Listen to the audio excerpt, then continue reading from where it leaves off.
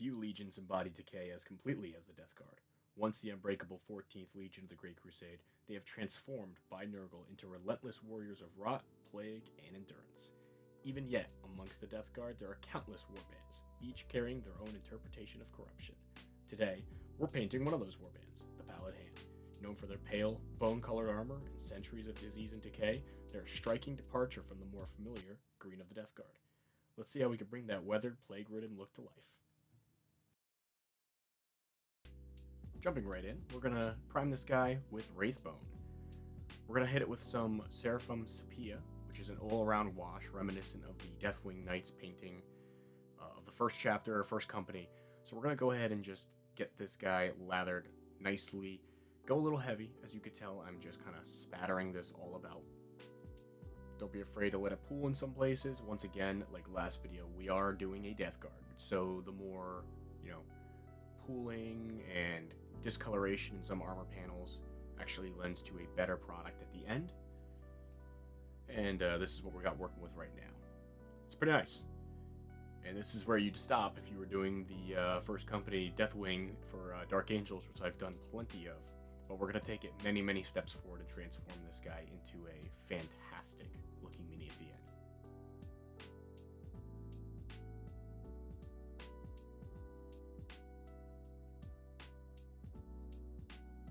Next is our most important color, Mortarian Grime, and as washes are generally thought of as tints. We're going to go ahead and lather this all over the Seraphim Sepia parts around the body panels that we did. Don't be worried of any overspray or any, pooling in some places like the similar step. This all can be cleaned up later or left for some additional grime and grit found in the edges of the armor panels.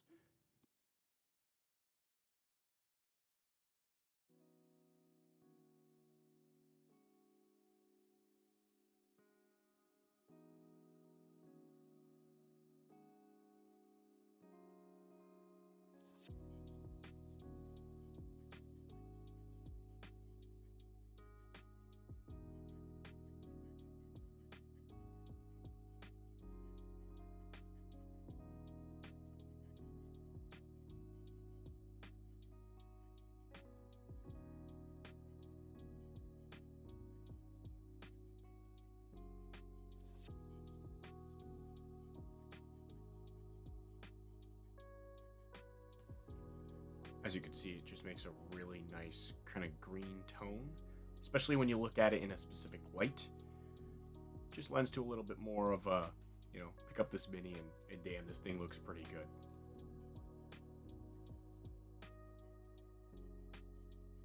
Next, we're going to be jumping into some more base colors. With Death Guard Green, of course, we're going to be hitting the shoulders with these with a couple even coats. This is the only time we're going to be using this color, so don't go crazy on your palette and just get nice, 1 to 3 base coats. We're going to hit it with a heavy wash later, but it just adds a little bit of a color pop and kind of still goes in hand with the standard Death Guard Green. While all this is drying, because we're going to be using a lot of washes, there going to be a lot of sitting and drying time. We're just going to go ahead and get started on that base. We're going to take that same Mortarian Grime color and throw it over some Strickland mud. It doesn't really do too much for when it dries, but, again, when you look at it in the light, you'll see a little bit of a green tint, a little bit of a green hue. Just kind of, gives the base a little bit more character if you're like me and just want to throw it together so I can get it on the table.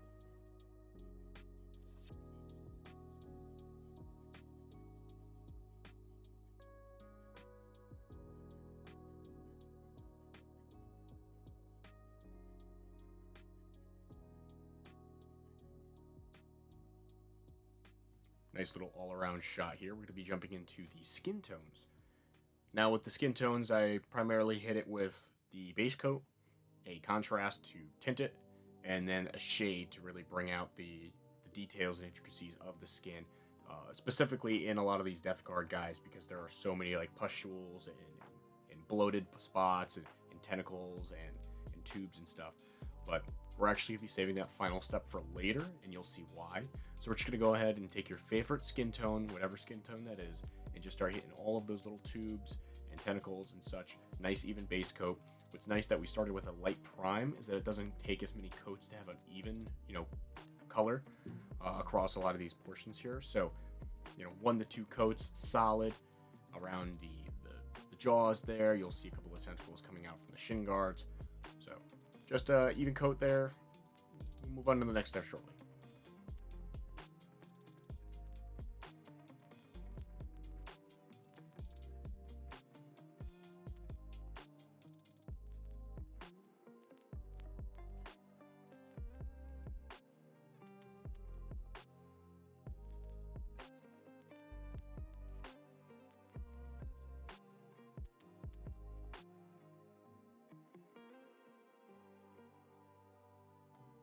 And there we go. As you can see, there's our most completed skin there.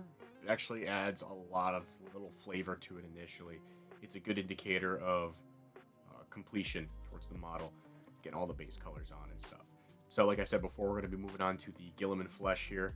We're just going to go ahead and, pretty ham-handedly just toss that around. Just get it into all the nooks and crannies there. Don't worry if it spills into anything else. I'd say keep it more on the teeth side than it is the armor side, although we are going to go into a trim. This is where you could be a little bit, less neat with it, but when it comes to just work on your models in general, you'd want to make sure you're painting within the lines.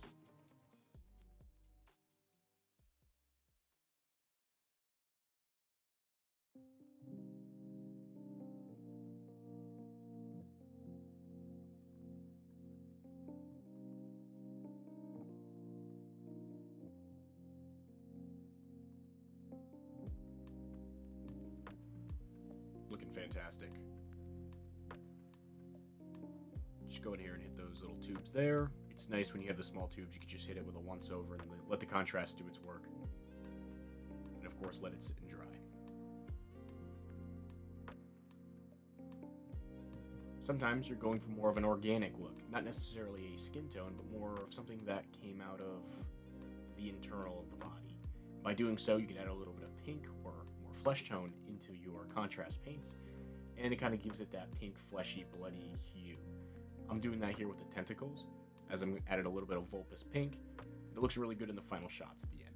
So this is a great opportunity if you like to get more of a visceral look, to add a little bit of pink into that Gilliman flesh and kind of bring up that fleshy aesthetic.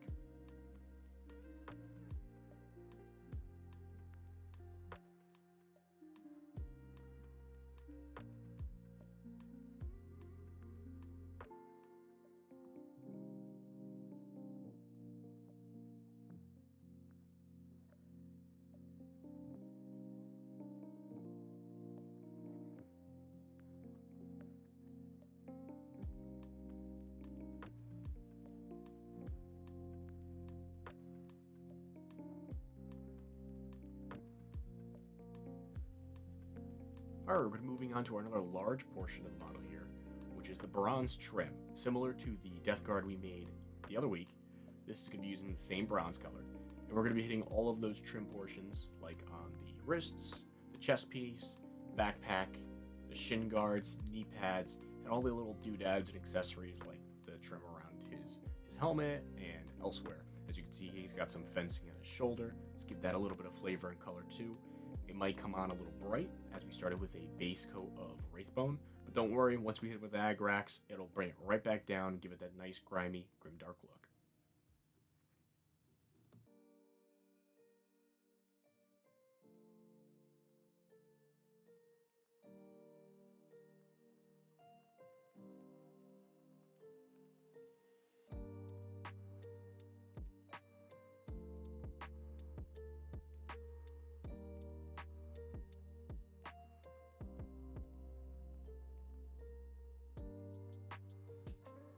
Nice, easy hand is all that's going to be needed for this. So as a lot of these trim pieces mesh almost seamlessly into the armor panels, it's good to just take your time, enjoy the process, and work easily.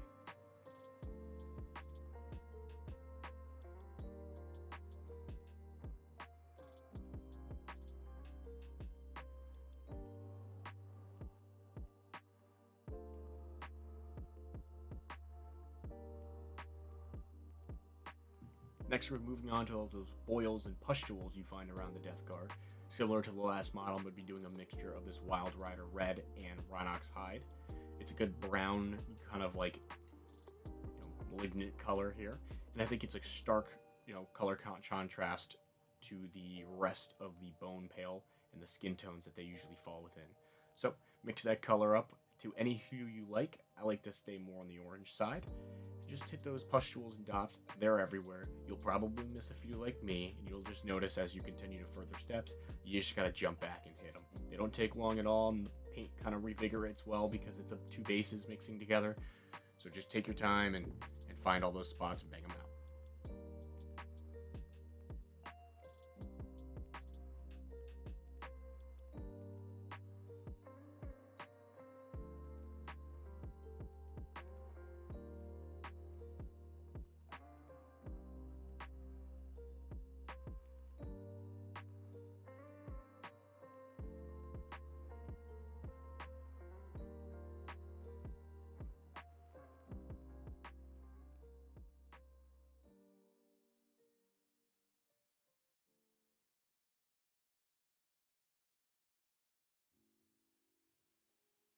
Looking great, looking awesome. Don't forget to let the mini set aside, let everything dry completely, especially a lot of those washes and the nooks and crannies. We're going to be moving on to our next big base section here, which is the bone color. The bone color is going to bring a lot of character, a lot of flavor into this model. There's not very many bones, but the ones that are there are quite prominent. As you can tell, the teeth of that mouth coming out of his stomach is pretty gnarly. So what we're going to do is we're going to go ahead and hit that with a couple of base coats. As you can see, there's some teeth on the shoulder there. I'm going to point those out in a moment.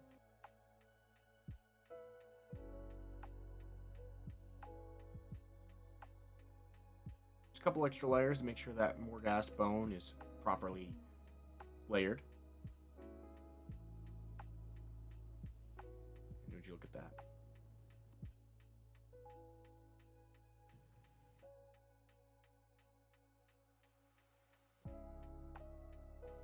Corvus black here for a few of the important black tubes. Got one coming out of the shoulder into the stomach. Don't know what that's feeding, but I'd rather not know. And then a couple locations on the back. In most cases, the rear of the shin guards have this kind of like paneling and ripple. So we're just going to hit that with black. It's just an easy dark color, kind of offsets and kind of gets away from using metallics for everything.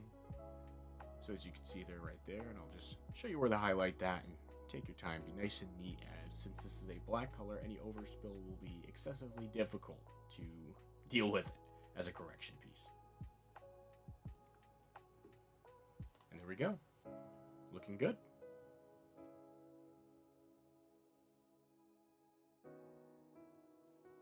Delving into our Agrax Earthshade step, we're just going to load up a beater brush that can soak up a lot of that pigment there and just slobber it all over the shoulders and any of the bone colored areas and the trim that we painted bronze. Now you'll probably need a finer brush for that, but any overspill isn't too bad. It honestly kind of looks like some wet mud or some grime gets in the edges and corners of the trim pieces. So you don't need to be too easy with this, but make sure you don't get it on the larger body panels. But just hit all those shoulders and specifically the teeth and bone areas. It's going to bring out that ivory color we're looking for.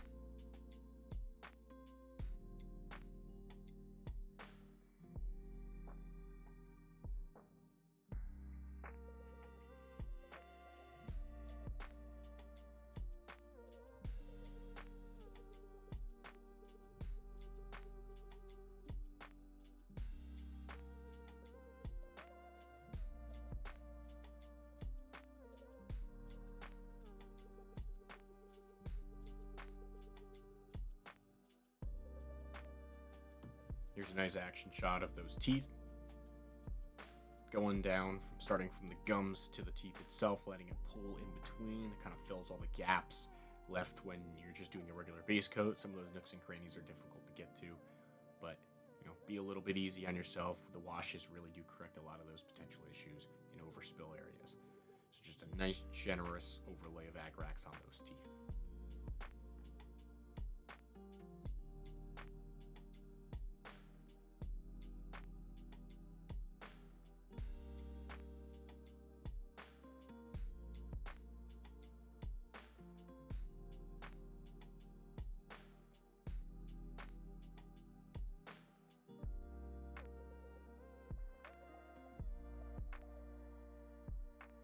It's always good to take progress checks. It's nice to see how much progress you've made in such a short period of time.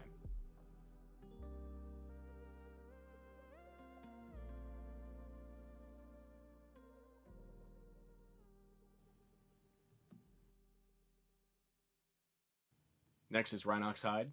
We're going to be just doing the grenade stick there, or any pouches and patches you may have. So just go ahead and do a nice couple even base coats on those portions there.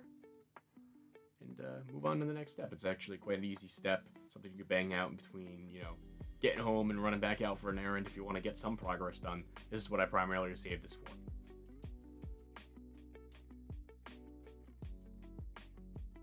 Just be wary of all the portions you need to paint with a lighter shade, as again, going with lights over darks, quite difficult.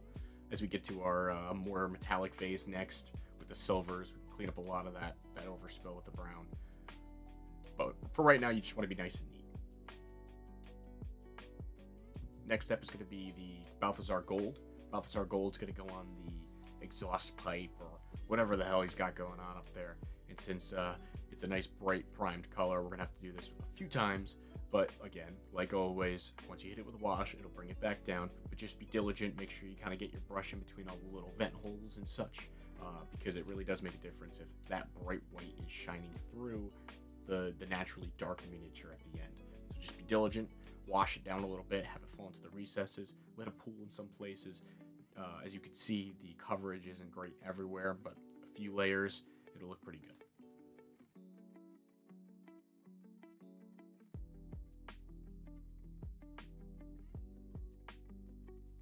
Alrighty, we're doing one of the big steps here, which is the flesh wash. The flesh wash goes all over the armor panels and absolutely everywhere on the model, specifically pointing out the flesh areas.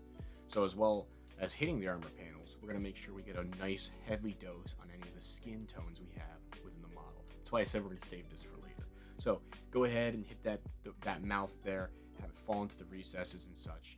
And then all of the other bone colored armor panels are going to get a nice helping of this.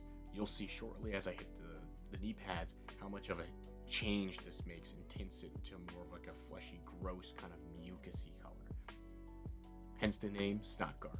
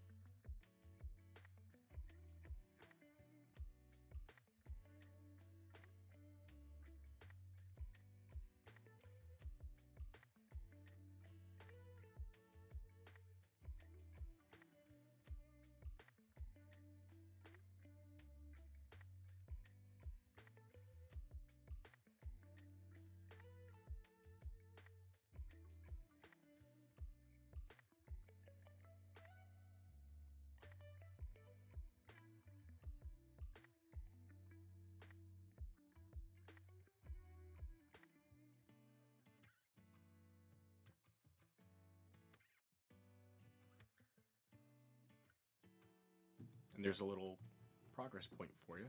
Look at those legs. They look fantastic with this wash. We're going to do a little bit of another wash later too, which is going to really bring out that nice nasty color there. But again, be very liberal. Don't worry about hoarding it. Just slap it on there and let it pool. It really transforms the mini skin tone. Or armor tone, I should say.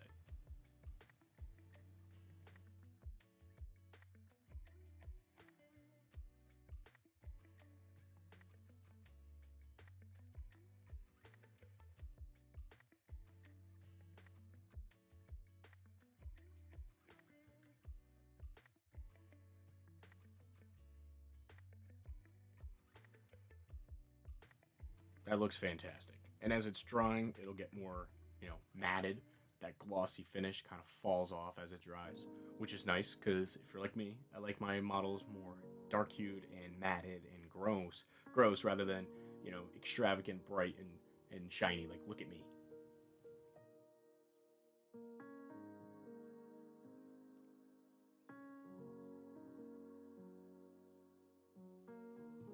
I based this guy because it just makes it a lot easier to paint. So while I was drying, I just kind of slapped him on the base there, made sure and you know everything was nice, and he was glued on securely with some very powerful super glue. We're gonna move on to our next step here, which is the silvers. We're gonna be doing a lot of silver portions here. The smokestacks on his backpack, the chainmail in the front, the vents on the power pack, of course those big nice rotted swords there. Anywhere that kind of still has a white, primed look, we've pretty much saved for the silver portion now. The vent holes there. So again, just pick out a few locations, depend on the grenade.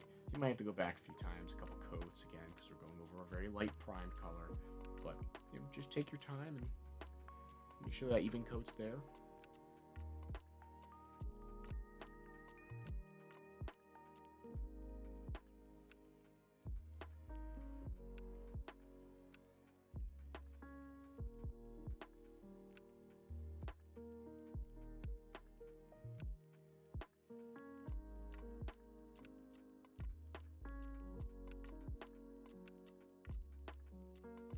And there we go. Nice even base coats on everything. I actually forgot the pin and the spikes on his legs. So in the next step, you'll just see that miraculously completed. But in the meantime, we're going to keep going. We're going to hit it with the signature Rattling Grime, as always, the best, steel color combination. So take a beat brush that holds a lot of this shade and contrast there and slobber it on. Let it pool, let it get all wispy. It's nice. As it dries, it just brings it down, and it's awesome. So once again, Rattling Grime over still, as always.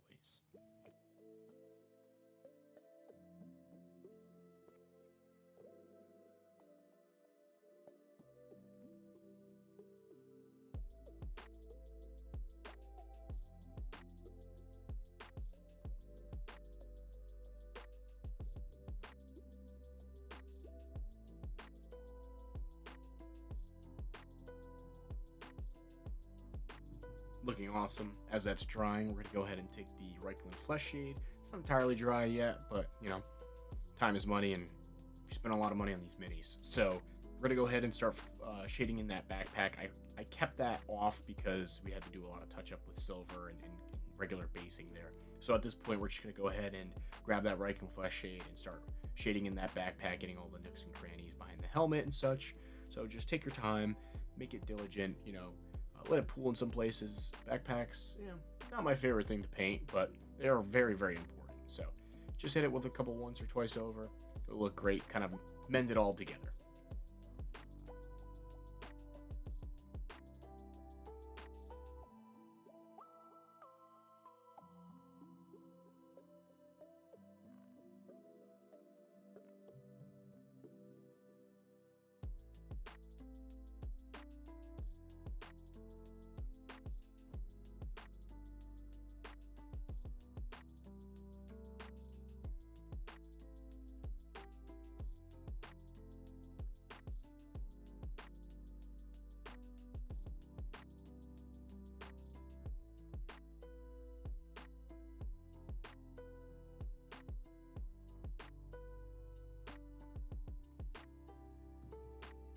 Really coming together now. We're going to go ahead and hit it with another fully once over of Mortarian Grime.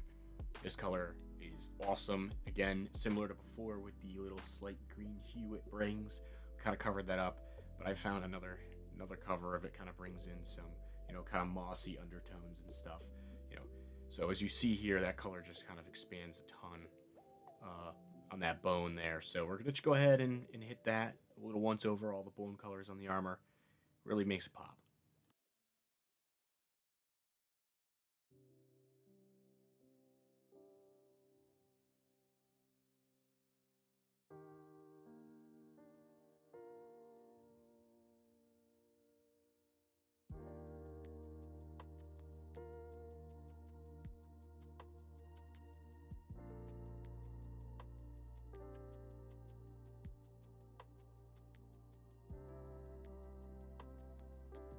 Gotta love that mucusy green, especially for these guys.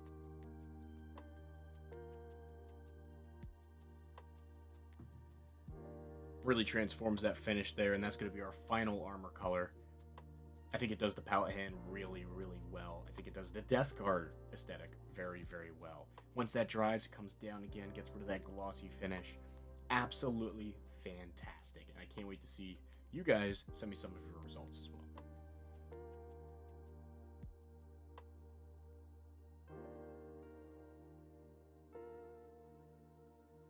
Now the light is very viewable at the end of the tunnel. We're doing my favorite portion of painting a mini, which is the distinct little intricate design details like corrosion and rust and blood and muck. So this is the fun part of the model where you can have the liberty to do whatever you like, however you like. So I'm going to start with a bit of typhus corrosion on these swords here, bring it into that nice rustic Death Guard aesthetic, and we're going to let that dry fully. Going to hit the smokestacks on the back of his backpack and, you know, on the swords, on the grenades, anywhere you want a little bit of corrosion and rust. Kind of makes that nice pitted effect, kind of enhances that pitted effect in other places. So just give it a once over, get those little granules and that texture, you know, paint in there, make it look a little nasty.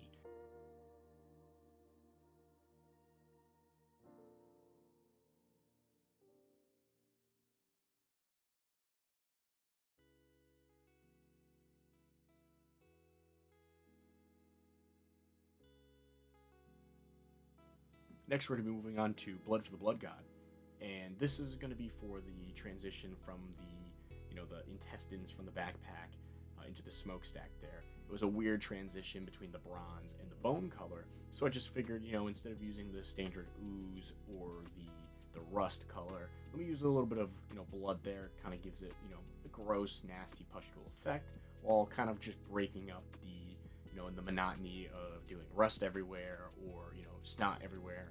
Kind of just gives it a different kind of color. To make that corrosion really pop, I like to hit it with a bit of Rise of Rust. Using a regular flat dry brush, throw this sucker on a piece of paper towel there.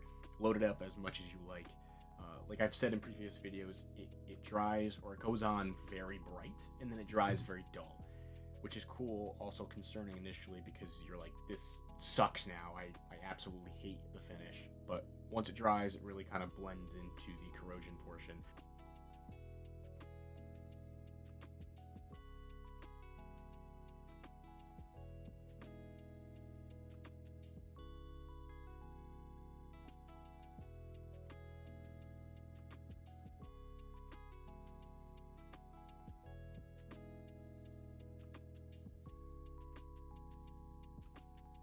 Nice little look around at our progress so far. We're going to be moving into our last painting portion of this model, which is the red ribbon on the top of his smokestacks there. We're going to be using Gal Vorbak Red, which is a nice burgundy red color, kind of muted in tone, and that's just kind of tie all of those, you know, bone colors, those shaded steels, and all that dark bronze colors together.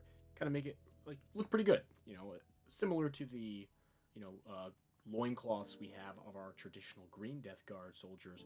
This guy is going to have a little hint of that with this burgundy red as the ribbon on top. It's going to be a nice little bow to tie off this whole project before we go into some additional details.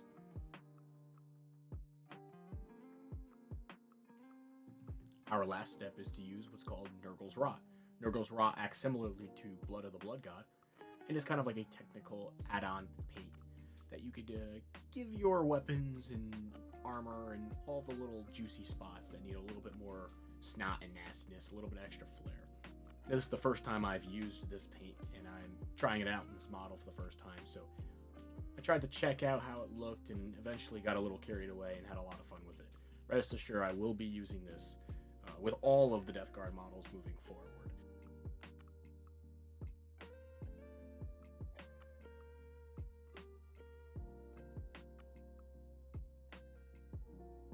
Making sure I have plenty of coverage all over the weapons on the top, the razor edge, on the sides, and the cracks and crevices, along with the armor panels itself.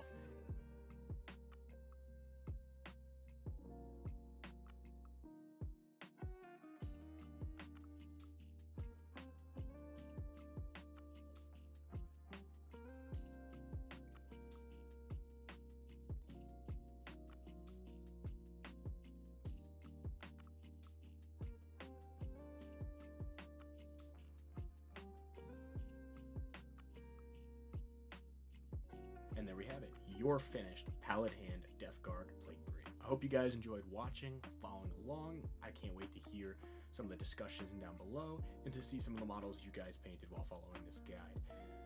As always, thank you very much for watching, leaving a comment, subscribing, and liking this video. I can't wait to paint with you guys in the next one.